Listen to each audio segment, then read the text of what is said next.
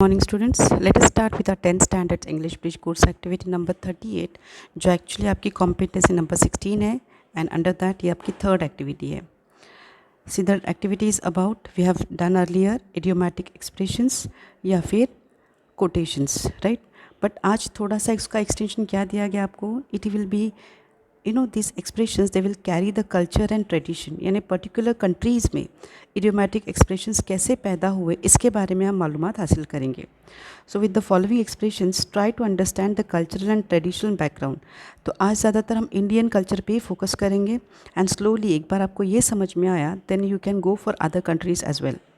So it will also आप में यहाँ पे टीचर जो आपको बताएंगे एक्टिविटी इसमें आपको क्या करना है. You will understand the difference impact the cultural and traditional background has यानी आपकी जो कल्चरल है या फिर ट्रेडिशनल बैकग्राउंड है कंट्रीज़ का उसका कैसे असर हो चुका है इन इडियोमैटिक एक्सप्रेशंस पे उसके बारे में हम मालूमात हासिल करेंगे. सो हियर आपको क्या करना है that you will read the paragraphs और the passages which are given to you. You will try to understand the difference between two countries cultural and traditional background while using idiomatic expression. तो यहाँ पर हम Indian versus English इस हिसाब से उनको क्या करने वाले कंपैरिजन करने वाले हैं. Be careful while using idiomatic expressions. जब हम इडियोमैटिक एक्सप्रेशंस यूज़ करते हैं तब उसका सही इस्तेमाल होना ज़रूरी है. You can not stick anything anywhere. हम कोई भी ईडियम कोई भी कहावत कहीं पर भी नहीं चिपका सकते. उससे क्या होता है हमारा इंप्रेशन ख़राब होता है कि आपको लैंग्वेज का यूसेज पता नहीं या फिर आपको उसका मतलब पता नहीं ऐसा होता है. And it is really very interesting to learn the proper use of idiomatic expressions. लेकिन येस अगर हम एक बार उसका सही इस्तेमाल करना सीख गए तो that will create an interest for you all. Next देखो आपको एक एक्टिविटी दी गई है हम ये सही से पढ़ेंगे. यहाँ पे देखो अभी कैसा पार्ट है. यहाँ पे राज नाम का एक स्टूडेंट है who is from 10th standard. He is interested in global history and English. Okay, has translated the Panipat War and sent it to his international friend Sabiana from Germany. Now you all know आज आपको social media की वजह से आपके कई सारे दोस्त बाकी कंट्रीज़ को भी बिलोंग करते. They are from different countries. लेकिन बार क्या है लैंग्वेज बार सॉरी द डिफरेंस कि आपको लैंग्वेज बार वहाँ पे फाइंड प्रॉब्लम क्रिएट करता है. If you are good in English then you can converse with them. Otherwise अगर सामने वाले स्टूडेंट को भी इंग्लिश नहीं आती वो किसी और लैंग्वेज से आया है उसकी मदर टंग कोई और है then there is a problem कि आपको क्या होता है कम्युनिकेशन करने में थोड़ी दिक्कत होती है. So here see now Raj and Sabiana they can easily communicate in English. Raj is from India and Sabiana is from Germany, right.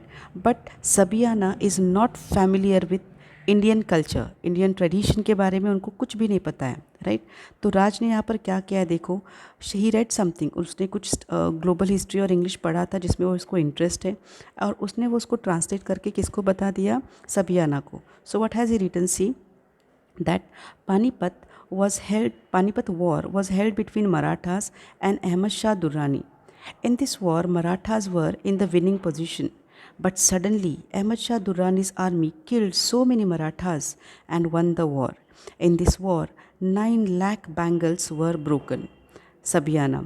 तभी यहाँ पे राज ने क्या बताया कि मराठा और अहमद शाह दुर्रानी इनके बीच में इन दो टीम्स के बीच में पानीपत की लड़ाई हुई और इस लड़ाई में मराठास दे वर अबाउट टू विन. वो लोग जीतने ही वाले थे कि सडनली क्या हो गया अहमद शाह दुर्रानी के आर्मी ने सारे मराठास को बहुत सारे मराठास को क्या कर दिया मार डाला. और इस वजह से इस वॉर में इस लड़ाई में क्या हो गया इस जंग में कम से कम 9 लाख बंगड़ियाँ चूर चूर हो गई टूट गई, राइट. तो ये बंगड़ियों का टूटना या बंगड़ियों का चूर चूर होना ये क्या है ये एक इंडियन कहावत है. It is an Indian idiom, right. तो सबियाना कुडंट गेट इट. सबियाना को ये समझ में नहीं आया. तो उसका रिप्लाई क्या था उसका reaction so sad Indian women are so brave did they fight against Ahmad Shah Durrani's male और फीमेल आर्मी, राइट. तो सबियाना का रिएक्शन टोटली कम्प्लीटली डिफरेंट था. उसने कहा कि कितनी बुरी बात है लाइक इतने लोग मारे गए लेकिन ये इंडियन वीमेन ने फ़ाइट किया बिकॉज व्हाट शी टुक. उसका इंटरप्रिटेशन क्या था बंगड़ियाँ टूट गई इसका मतलब क्या लेडीज़ फाइट कर रहे थे. सो उसको ये समझ में आया कि शायद इंडियन लेडीज़ ने क्या किया इंडियन लेडी आर्मी थी वो और उन्होंने अहमद शाह दुर्रानी के आर्मी से फ़ाइट की. सो उसका डाउट ये था कि अहमद शाह दुर्रानी की जो आर्मी थी वॉज इट मेल और फीमेल. उनकी जो आर्मी थी वो मेल थी कि फीमेल थी, क्योंकि इंडियंस की तो फीमेल थी, ये उसका इंटरप्रिटेशन था, ये उसकी सोच थी, राइट। तभी इसके ऊपर आपको सवाल पूछे गए, देखो क्या है, guess the misunderstanding in the above conversation. अभी आप मुझे बताओ कि ऊपर दिए गए पैराग्राफ में मिसअंडरस्टैंडिंग क्या है, गलतफहमी क्या है। See the paragraph in front of you. यहाँ पे हमको साफ साफ दिख रहा है कि सबियाना को मिसअंडरस्टैंडिंग हुई है कि अहमद शाह दुर्रानी के आर्मी के साथ इंडियन या फिर Maratha male, not male, female army ने फ़ाइट किया है, औरतों की आर्मी ने फ़ाइट किया, ये उसकी मिसअंडरस्टैंडिंग हुई। सेकंड, इसका रीज़न क्या लगता है आपको कि उसको ये गलतफहमी होने की वजह क्या है, what is the reason for this misunderstanding. Yes, it is possible कि उसको ऐसा लगा कि अगर 9 lakh bangles for broken, 9 lakh बंगड़ियाँ चूर चूर हो गई, इसका मतलब उसको क्या लगा होगा कि वो औरतें वहाँ पे फाइट करते वक्त उनके हाथों की बंगड़ियाँ क्या हो गई, टूट गई, राइट। देन थर्ड क्वेश्चन क्या है, देखो, try to remove the misunderstanding by using proper words और phrases instead of 9 lakh bangles for broken. तो यहाँ पर अगर हम ये फ्रेज़ निकाल देते हैं, कौन सा, 9 लाख बैंगल्स फॉर ब्रोकन, इसकी जगह पे दूसरा क्या फ्रेज़ आप डाल सकते फिर, what can be used here in place of 9 lakhs bank. So here 9 lakh bangles broken, इस जगह पे हम क्या ले, 9 लाख बैंगल्स की जगह पे we can say 9 lakh soldiers were killed, right. 9 lakh नहीं बट अराउंड, उसके आगे पीछे नंबर कि अराउंड 9 लाख, 9 लाख के आसपास क्या हो गए, जो सोल्जर्स थे वो मारे गए। Okay, just a minute. So इस तरीके से आपको तीनों आंसर्स देखो सामने दिए गए हैं। What is the first answer? Sabiana misunderstood that the Indian ladies fought against Ahmad Shah Durrani's army. जो आपका पहला सवाल है कि what is the misunderstanding in this above conversation? So this is the misunderstanding. Sabiana misunderstood that Indian ladies fought against Ahmad Shah Durrani's army. Second question, tell the reason for the misunderstanding. ये गलतफहमी जो हुई उसकी वजह क्या है? The answer is Sabiana mistook 9 lakh bangles broken in the war means those many ladies were killed in the war. उसको ऐसा लगा कि 9 लाख बैंगल्स जो है इसका मतलब क्या है, ऑलमोस्ट 9 लाख लेडीज़ क्या हो गए, वो फीमेल आर्मी जो थी वो मारी गई। देन थर्ड क्वेश्चन, इसकी जगह पे फिर हम सही प्रॉपर यूसेज क्या कर सकते हैं, लाइक कॉमन इंग्लिश में, so that everybody can understand. 9 lakh bangles broken, now bangles ये ज़्यादातर इंडियन लेडीज़ इस्तेमाल करते हैं। सो हियर ये क्या हो गया, हमारा इंडियन इडियोमैटिक एक्सप्रेशन हुआ, बिकॉज इसकी कंसेप्ट क्या है, अपने कल्चर से जुड़ती है, not for all the countries. तो यहाँ पर हम कॉमन इडियोमैटिक एक्सप्रेशन क्या डाल सकते हैं इसकी जगह पे, in place of around 9 lakh bangles were broken, वहाँ पे हम ले सकते हैं that around 9 lakh soldiers were killed making their wives window. यानी यहाँ पर इसका इंटरप्रिटेशन आएगा कि 9 लाख सोल्जर मारे गए जिसकी वजह से उनकी वाइव्स, उनकी जो बीवियाँ थी वो क्या हो गए, विडोज़ हो गए, बेवा हो गए, and that means their bangles as a symbol of married status would be broken. और इसकी वजह से क्या होता है, जैसे इंडियन कल्चर में लाइक व्हेन हस्बैंड डाइज, उनकी लेडीज़ के जो मैरिटल स्टेटस के जो सारे सिम्बल्स रहते हैं, जो उनके बैंगल है, कुमकुम वगैरह जो भी है, वो सब क्या किया जाता है, निकाला जाता है। So it is like that. तो ये उसका इंटरप्रिटेशन हुआ। तो यहाँ पे एग्जैक्टली हमको क्या मीनिंग मिलता है, that 9 lakh, around 9 lakh soldiers were killed in this war ना। उसके आगे आपको बताया गया, देखो कुछ इंडियन इडियोमैटिक एक्सप्रेशंस। अभी इंडियन एक्सप्रेशंस रामायणा ट्रेडिशन के बारे में बताया गया है। यू ऑल नो, जैसे हम बोलते हैं ना कि मेरा छोटा सा काम है या मेरा छोटा सा रोल है, इतने बड़े काम में मैं जो काम करता हूँ, जो मैंने उसमें कंट्रीब्यूशन किया है, that is a squirrels role, यानी एक गिलहरी का हिस्सा। ओके, तो व्हाट इज़ दिस गिलहरी का हिस्सा, that means you can play the small role. For example उनको बताना है कि जब लॉर्ड रामा और उनकी army, they were building the bridge over the sea between Sri Lanka and India. जब लॉर्ड रामा सीता को लाने के लिए श्रीलंका जा रहे थे, उस वक्त उन्होंने जो ब्रिज बनाया था पत्थरों का बिटवीन इंडिया एंड श्रीलंका, उस वक्त स्क्विरल ने भी, एक छोटी सी गिलहरी जो आई थी, उसने भी हेल्प करने की कोशिश की। Now you can imagine squirrel कितना छोटा जानवर है, लेकिन उसके बावजूद उसने अपना काम उसमें क्या किया है, अपनी ड्यूटी उसने क्या की, वहाँ पे प्रूव किया, अपने आप को साबित किया कि yes even I can contribute. तो यहाँ पर ये फ्रेज़ एग्जिस्ट हुआ, यहाँ से ये फ्रेज़ शुरू हुआ, आउट ऑफ दिस मिथ। तो इस स्टोरी से ये फ्रेज़ आया कि अ स्क्विरल्स रोल यानी क्या, कितने भी बड़े काम में अपना छोटा सा लेकिन ऑनेस्ट, ईमानदारी से अपना काम करने का, यानी वो गिलहरी छोटी ज़रूर थी लेकिन ईमानदारी से उसने अपना कंट्रीब्यूशन दी। सो यार यहाँ पे बताया गया कि इस मिथ से, एक स्टोरी से क्या हो गया, ये फ्रेज़ अ स्क्विरल्स रोल यानी एक स्मॉल या ऑनेस्ट हेल्प, ये एग्जिस्ट हुआ, ये शुरू हुआ। But be careful because a foreigner will not understand this. जो फॉरेन कंट्रीज़ को बिलोंग करते, जो वहाँ से, उनको इंडियन कल्चर या इंडियन एपिक्स के बारे में कुछ पता नहीं। As we are Indians we know Ramayana क्या है, महाभारता क्या है, वी हैव रेड देम।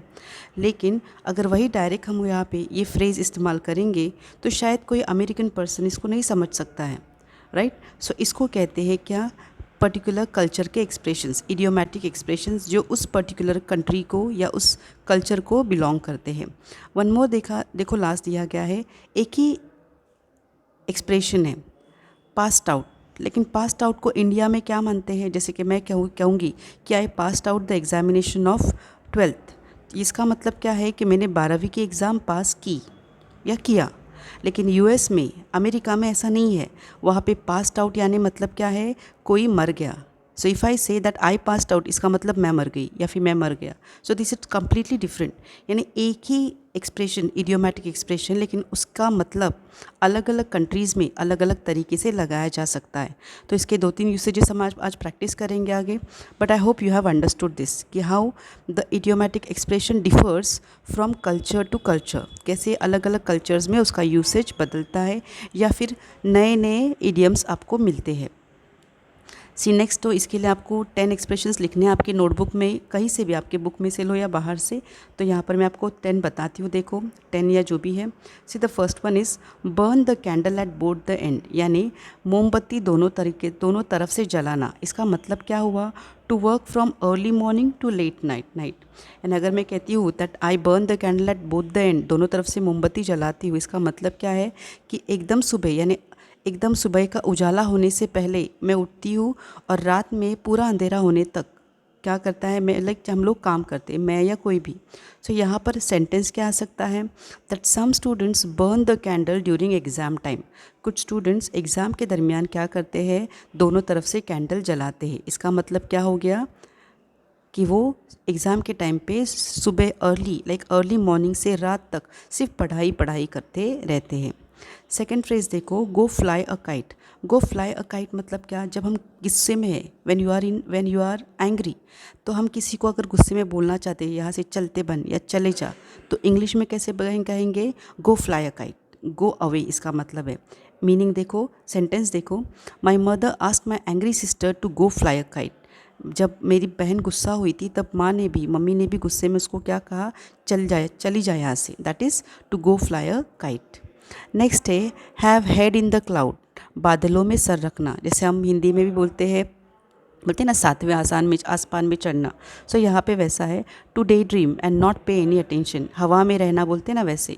तो यहाँ पे क्या है, दिन भर ख्वाब सपने देखते रहना और एक्चुअल लाइफ में कुछ भी काम नहीं करना। सो यहाँ पर एक सेंटेंस देखो, that all praise Meera for her beauty, so she always has her head in clouds. Meera की खूबसूरती की सभी लोग तारीफ़ करते हैं, इसलिए हमेशा वो क्या रहती है, हवा में रहती है। She always has her head in clouds. Next, shed crocodiles tears, इसका मतलब आपको हिंदी में पता है, मगरमच्छ के आंसू कहते हैं। तो यहाँ पे मतलब क्या है, टू शेड फॉल्स टीयर्स और शो इनसिंसियर सैडनेस, यानी झूठे आंसू बहाना, या इनसिंसियर यानी झूठ मूठ का गम बताना, दर्द जाहिर करना। तो यहाँ पे एग्जाम्पल देखो, Naveen had failed in exam and lost his report card somewhere and now he is shedding crocodile tears. Naveen exam में फेल हुआ और उसका रिपोर्ट कार्ड कहीं गुम हो चुका है, पर वो क्या कर रहा है, क्रोकोडाइल के टीयर्स बहा रहा है, यानी नकली आंसू वहाँ पे बैठ के बहा रहा है कि मेरा रिपोर्ट कार्ड गुम हो चुका है। बल्कि एक्चुअली वो क्या है, खुश है कि अच्छा है कि वो फेल हुआ, किसी को पता नहीं चलेगा। Next, it's all written on your face, तुम्हारे चेहरे पर साफ साफ लिखा हुआ है। इसका मतलब क्या है, चेहरे पे क्या ABCD नहीं लिखी हुई होती है। एग्जाम्पल, इसका मीनिंग क्या है, that the expressions on face can easily reveal the feelings, यानी आपके चेहरे पर ऐसे एक्सप्रेशंस रहते हैं कि सामने वाला ईजिली पढ़ लेता है कि तुम्हारे दिल में क्या है या तुम्हारी फीलिंग्स क्या है, whether you are angry, whether you are happy, sad, right इसका मतलब है it's all written on your face, आपके चेहरे पर साफ साफ लिखा हुआ है। तो एग्जाम्पल देखो sentence, the innocent Raju cannot hide anything from anyone because it's all written on his face. यानी हम यहाँ पर बोल सकते हैं कि राजू एक छोटा सा बच्चा है या फिर जो भी इनोसेंट है बहुत, राइट। तो ये जो राजू है वो क्या करता है, कभी भी किसी से कोई बात छुपा ही नहीं सकता, कोई सीक्रेट नहीं रख सकता, बिकॉज उसके चेहरे पे सब कुछ लिखा हुआ होता है। Next, people who live in glass houses should not throw stones at others. यानी हिंदी में भी ये कहावत है, देखो शीशे के घर में रहने वालों ने दूसरों के ऊपर पत्थर नहीं फेंकने चाहिए। तो यहाँ पे मीनिंग यह हुआ इसका कि one should not criticise others when he himself is in fault. यानी जो खुद जिसकी गलती किसी की हुई है उसको दूसरे को क्रिटिसाइज़ करना है ना, दूसरे की खामियां निकालने का कोई भी हक नहीं है। Then next, my teacher is sitting on my head. ये भी कुछ बोलते, देखो मेरे टीचर मेरे सर पे बैठे, इसका मतलब क्या एक्चुअली तुम्हारे टीचर तुम्हारे सर पे बैठते हैं? बिल्कुल नहीं। It means that your teacher is stressing you out. यानी टीचर आपको इतना काम देते हैं कि आप थक गए राइटिंग करते या पढ़ते पढ़ते, right. Next, my friend is eating my brain. मेरा दोस्त मेरा दिमाग खा रहा है। हम बोलते हैं ना, दिमाग मत खा, दिमाग मत चाट। तो ये इंग्लिश, इसका रियल मीनिंग क्या है actually, that he is talking non stop, continuously वो बात करते रहता है, पकाते रहता है। Okay. Then next, monkey cap. ये आपने सुना होगा, मंकी कैप छोटे बच्चे भी पहनते हैं। तो एक्चुअली इस मंकी कैप को इंग्लिश वर्ड क्या है, बालक्लावा। अभी बालक्लावा क्या है, बालक्लावा मतलब एक ऐसी वार्म कैप रहती है जो आपके गर्दन तक, सर से गर्दन तक नीचे ढकी होती है। तो इसको आपने मंकी कैप पता होगा, आपने देखा होगा, सिर्फ सामने से मुंह का हिस्सा खुला रहता है और पूरा आपका हेयर, कान, हेड या फिर गर्दन तक वो टोपी नीचे पुल करनी पड़ती है। तो ये यूजुअली क्यों इस्तेमाल होती है, देखो in northern India people wear monkey cap due to severe cold. जब नॉर्दर्न इंडिया में, दिल्ली साइड में अगर तो बहुत ठंड होती है तो लोग क्या करते हैं, ऐसी मंकी कैप पहनते हैं ताकि ठंड से उनको क्या हो, वो बच सके, right. So it's a balaclava. Actually इसको बालक्लावा इंग्लिश वर्ड है, लेकिन मंकी कैप क्या है, इंडियन टर्म है उसको। Okay, that's it. तो फिर आप ये क्या वापस एक बार पढ़ेंगे ये वाले सारे एग्जाम्पल्स एंड आपकी नोटबुक में लिखेंगे। Will stop here, see you in the next video.